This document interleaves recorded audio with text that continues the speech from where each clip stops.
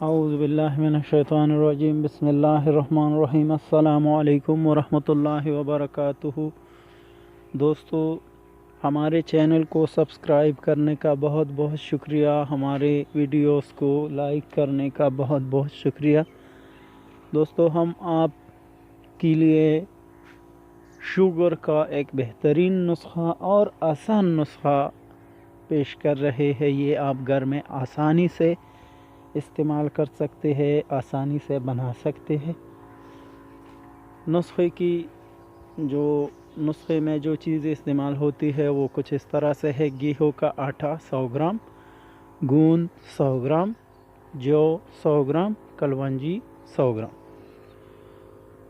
اس کی تیاری کا طریقہ کچھ اس طرح سے ہے کہ یہ 4 چیزیں آپ کسی برتن میں رکھ لیں اور اس میں 5 کپ پانی ڈال دیں اور پھر ان کو آپ آگ پر جوش دیں 10 منٹ تک۔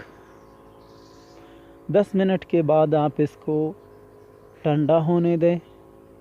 جب ٹھنڈا ہو جائے تو یہ سب چیزیں آپ چھان لیں اور ان سے جو پانی بچ جائے، جو پانی رہ جائے، وہ پانی آپ محفوظ کر کے رکھ لیں۔